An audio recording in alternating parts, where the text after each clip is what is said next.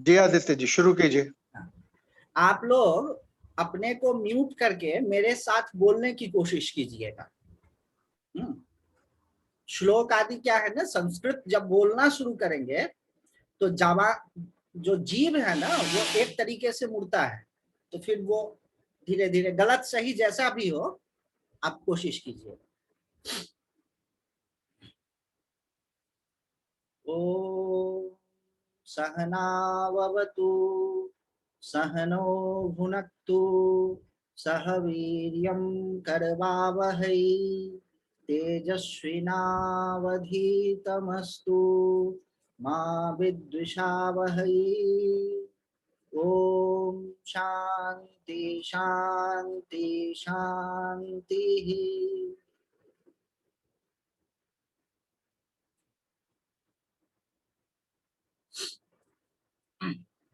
तो आप लोगों में से कितने लोगों ने पहले संस्कृत पढ़ने की कोशिश की है? मैंने की है जी थोड़ी बहुत। मैंने भी की है थोड़ी सी। जी जी हाँ, थोड़ी बहुत मैंने भी की है। तो उसमें क्या सीखने की कोशिश की? पहले तो भगवत गीता हाँ पढ़ने की कोशिश की, सक्सेसफुली पढ़ भी पाई। उसके बाद 4 उपनिषद पढ़ी है जी, संस्कृत में, रामायण पढ़ी है पूरी, बस इतना ही। हमने दुर्गा सप्तशती पढ़ी है। अच्छा, तो आज हम लोग क्या करेंगे, आप लोगों ने पूर्व में जो भी कोशिश की है संधि आदि पढ़ने की वो सब कुछ नहीं करेंगे। हम लोग सीधे सीधे एक श्लोक लेंगे और उसको पढ़ना शुरू करेंगे, ठीक है? तो आपका श्लोक है यहाँ पर।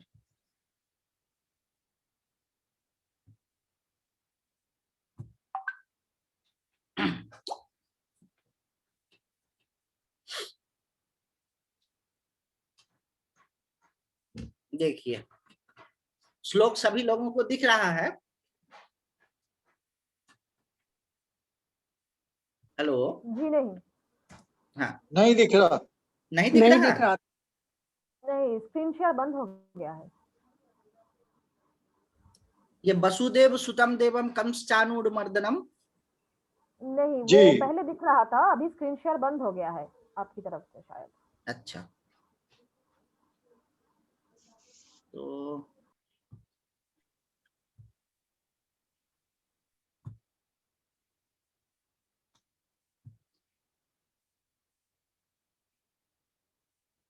अब दिख रहा जी है? अभी दिख रहा है। हाँ, हाँ जी,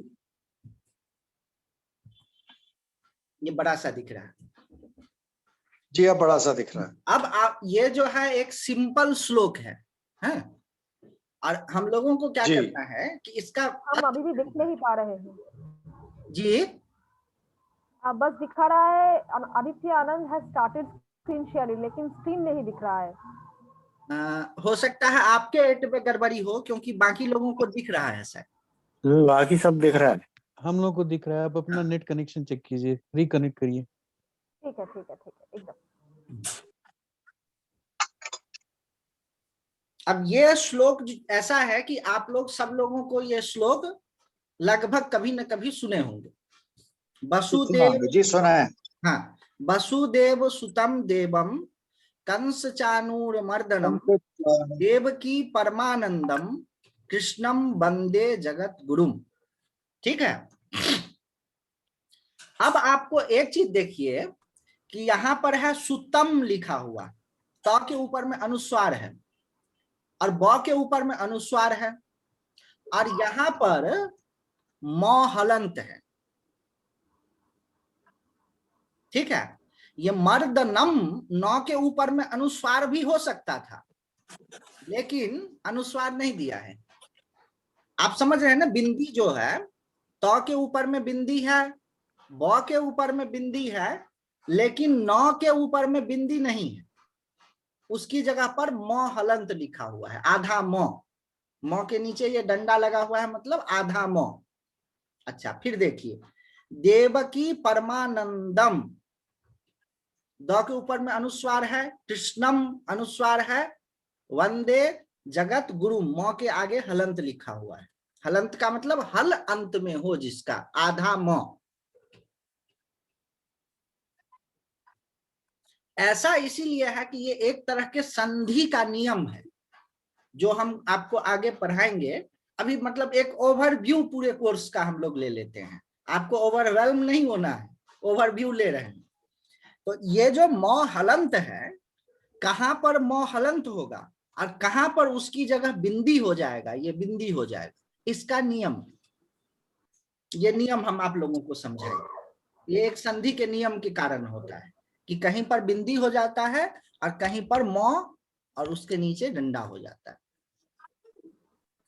अब देखिए, तो किसी श्लोक को जब लिया जाता है तो सबसे पहले उसमें जितने संधि हैं उनको तोड़ा जाता है। तो इसको अगर हम लोग संधियों को तोड़ेंगे, कैसे तोड़ेंगे वो सब हम आपको सिखलाएंगे। अभी केवल एक, आज पहला दिन है तो एक ओवरव्यू ले लेते हैं। देखिए, पहला काम, आपको किसी श्लोक आपके सामने में आया या कोई भी वाक्य आपके सामने में आया, श्लोक और वाक्य में बहुत ज्यादा का अंतर नहीं होता है, तो आपको क्या करना है, सारे संधियों को तोड़ना है। देखिए, वसुदेव सुतम, वो जो तंग था उसको तम, तो के ऊपर में बिंदी था उसको मैंने लिख दिया म हलंत। देवम, म के ऊपर में बिंदी था उसको म कर दिया। फिर कंस चानूर मर्दनम, देवकी परमानंदम, है ना, कृष्णम वंदे। अच्छा, मूल श्लोक देखिए इसमें क्या लिखा हुआ है, जगत द गुरुम, ये द लिखा हुआ है ना। अच्छा, हमने उसको तोड़ा है तो क्या कर दिया है, जगत, द का त हो जाता है, तो द में, द त में बदल जाता है, ग क में बदल जाता है। ये नियम है, इसका कुछ संधि का कुछ नियम है, वो सब नियम आपको सिखाएंगे। उस संधि को क्या कहते हैं, जस्तो संधि। ये जो यहाँ पर है ये जस्तो संधि। तो कोई भी श्लोक या वाक्य मिले तो सबसे पहले क्या करना है, आपको संधि विच्छेद करना है। और संधि विच्छेद करने का कुछ ट्रिक होता है, वो सब हम आपको सिखा देंगे। वो आपको 2 दिनों में सारे संधि आप सीख जाएंगे। कहां पर वो है, कहां पर य है, वो को 2 टुकड़े में बांट दिया, उ और अ कर दिया, य है उसको 2 टुकड़े में बांट दिया, ई और अ कर दिया। तो ये सब नियम है संधि के, वो सब हम आपको सिखा देंगे। तो पहले आप संधि का विच्छेद कर देंगे। देखिए इस तरह से हो गया। फिर क्या करेंगे, सो देखिए, इसमें आपको खोजना है क्रियापद क्या है, वर्ब क्या है। हाँ, किसी भी वाक्य में या किसी भी श्लोक में वर्ब क्या है। सामान्यतः एक क्रिया से एक वाक्य होता है। वाक्य का मतलब वन सेट ऑफ आइडिया, वह एक क्रिया से एक्सप्रेस होता है। तो इसमें वर्ब कौन सा है, आपको कैसे पता चलेगा? आप लोग में से कोई बता सकते हैं इसमें वर्ब कौन सा है? वसुदेव सुतम, वसुदेव का लड़का, देवम देव, कंस चाणूर मर्दनम, कंस और चाणूर को मारने वाले, देवकी परमानंदम, देवकी को परम आनंद देने वाले, कृष्णम, बंदे मतलब मैं प्रणाम करता हूं। इसमें वर्ब कौन सा है, मैं प्रणाम करता हूं। जगत गुरु, जगत के गुरु, सभी के गुरु। अब देखिए, इसमें जो अहम है, अहम का मतलब होता है मैं, यह मूल श्लोक में नहीं है। जैसे कहते हैं, किसी से आपने पूछा कि खाता हूं, तो इसका क्या मतलब हो गया,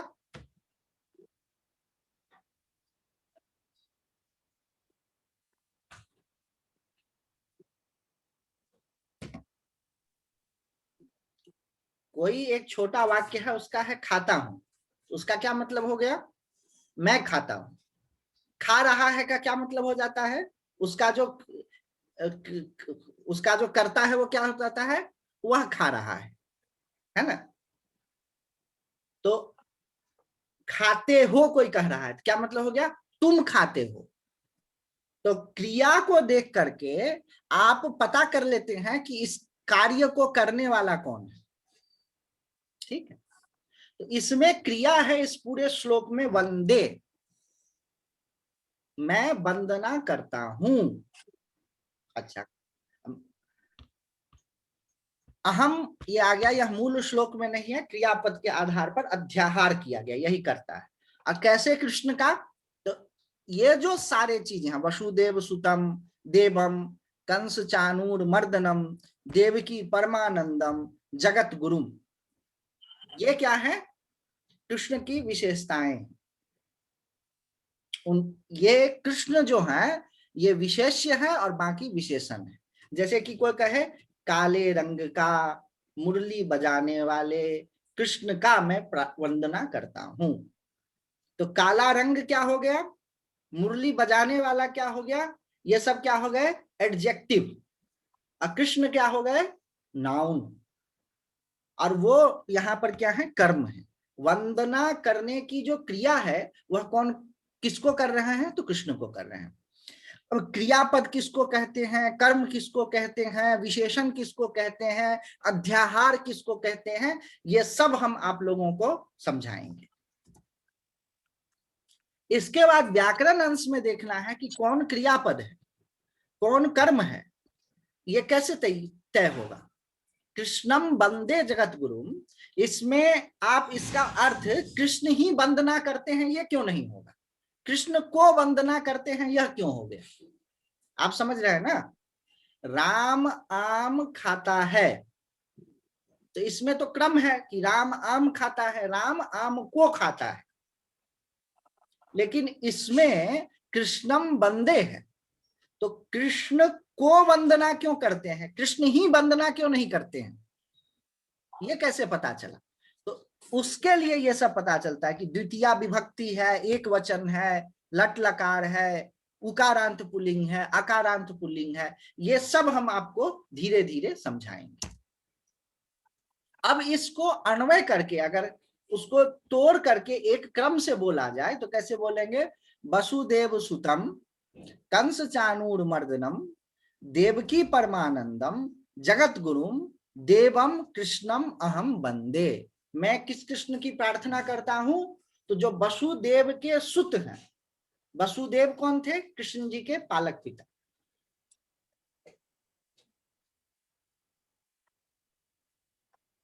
और कंस चानूर मर्दनम, वसुदेव सुतम, तो क्या हो गया, कृष्ण जी के जो पालक पिता थे उनके पुत्र, तो वसुदेव सुतम, कृष्ण के वसुदेव के पुत्र। कंस चानूर मर्दनम, कंस थे और चानूर थे, ये दो बड़े विकट, कंस राक्षस टाइप के जीव थे, कंस तो उनके मामा ही थे, चानूर हाथी था कौन था, तो उन दो उनको मारने वाले। देवकी परमानंदम, देवकी को आनंद देने वाले, परमानंद देने वाले। और कैसे कृष्ण, तो जगत गुरु कृष्ण, उनको क्या करते हैं, देव को मैं वंदना करता हूं, प्रणाम करता हूं। अब ये सामान्य सरल श्लोक है, तो इसको तोड़ करके हम लोग कर ली। अब हम लोग जो थोड़ा कठिन श्लोक है उसको भी इसी प्रकार से आप तोड़ सकते हैं, इसके लिए आपको थोड़ा सा प्रैक्टिस करना पड़ेगा। इसमें हम लोगों ने क्या क्या चीज किया, पहले संधि विच्छेद करना है, श्लोकों में जो भी आ रहा है उसको सबसे पहले संधि विच्छेद करना है। उसके बाद इसमें दूसरा काम क्या करना है कि कर्ता को क्रिया को ढूंढना है कि उसमें वर्ब कौन सा है। उसके बाद किसको ढूंढना है, तो उसके बाद कर्ता को ढूंढना है। उसके बाद कर्म क्या है, उसके बाद करण क्या है, उसके बाद संप्रदान क्या है, अपादान क्या है, अधिकरण क्या है, संबंध क्या है, संबोधन क्या है। इसको ढूंढ करके सबको अलग अलग कर देना है और अर्थ आपके पास में अपने आप प्रकट हो जाए, उसमें आपको कुछ भी करने की जरूरत नहीं है। यही क्रम है। और आपको यह इतना आसान लग रहा है तो इसका मतलब यह मत सोचिएगा कि अरे कुछ और बात होगी मैं नहीं सीख पाऊंगा, एकदम नहीं, ये इतना ही आसान है। एक वाक्य को लीजिए या एक श्लोक को लीजिए, पहला काम क्या करना है, आपको संधि विच्छेद करना है। संधि विच्छेद जब उसका हो जाए तो उसमें से क्रिया को ढूंढना है, वर्ब को। और उस वर्ब के साथ में बाकी चीज कैसे रिलेट होते हैं उसको ढूंढना है, और आपको वाक्य अपने आप अर्थ दे देगा। उसमें से अगर किसी शब्द का अर्थ आप नहीं जानते हैं तो डिक्शनरी से खोज लीजिए। अच्छा, रामः रामो रामः रटने की जरूरत नहीं है। 80 रुपए की एक किताब आती है या 90 रुपए की, रूप चंद्रिका। उसमें सभी जो संज्ञा, जो भी क्रियाएं, जो भी शब्द हैं, उनके कितने रूप होते हैं वो आपको मिल जाएगा। आप उसमें से खोज लीजिए। 2 4 10 बार रूप खोजेंगे, खोजते खोजते आपको जो है उसका अर्थ निकलने लगेगा, कुछ याद हो जाएंगे यूज करते करते। और डिक्शनरी में से नए शब्दों का अर्थ खोज लीजिए, और अर्थ खोज लीजिए, और अर्थ एकदम आसान है संस्कृत का अर्थ प्रकट करना। ये जितना आसान मैं बता रहा हूं उतना ही आसान। अच्छा, अब इसमें कुछ संस्कृत के ऐसे वाक्य हैं जो कि रिडल्स हैं, उसका अर्थ आपको नहीं पता चल पाएगा। तो मैं यह पूछता हूं कि अंग्रेजी में जो रिडल्स आपको दिए जाते हैं उसका अर्थ आप पता कर लेते हैं क्या? या हिंदी में जो रिडल्स दिए जाते हैं उसका अर्थ आप पता कर लेते हैं? नहीं कर पाते हैं, जब तक एक बार कोई बताता नहीं है। जहां पर शब्दों को लेकर के खेला जाता है, पन है, पन एक होता है ना, आप समझते हैं ना, श्लेष, एक ही शब्द का 2 अर्थ है। तो संस्कृत में उस तरह के भी बहुत सारे श्लोक लिखे गए हैं। तो उन श्लोकों का अर्थ आपको नहीं पता चलेगा, तो वो तो हिंदी में भी नहीं पता चलता है, वो अंग्रेजी में भी नहीं पता चलता है, जो रिडल्स टाइप के होते हैं। तो उसके कारण से आप पूरे संस्कृत साहित्य से वंचित रह जाते हैं, वह ठीक नहीं है। तो क्रम क्या क्या है आपको पता चल गया। संधि विच्छेद करना, क्रिया को ढूंढना, और वाक्य में जो अन्य शब्द हैं उनका क्रिया के साथ क्या संबंध है वह पता करना, जिसको कहते हैं कारक। और ये 3 चीज आपने किया। चौथे स्टेप में डिक्शनरी से शब्दों को खोज लिया, और अथवा रूप चंद्रिका से शब्दों के रूप को खोज लिया, और 5वें स्टेप में उनको अरेंज कर दिया। 5 स्टेप में आपको मीनिंग पता चल जाएगा। ये इतना ही आसान है।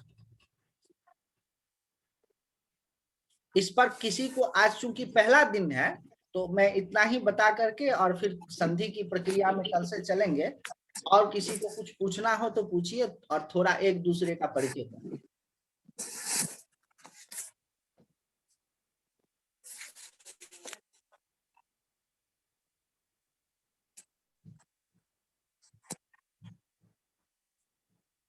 किसी को कुछ और भी पूछना है क्या?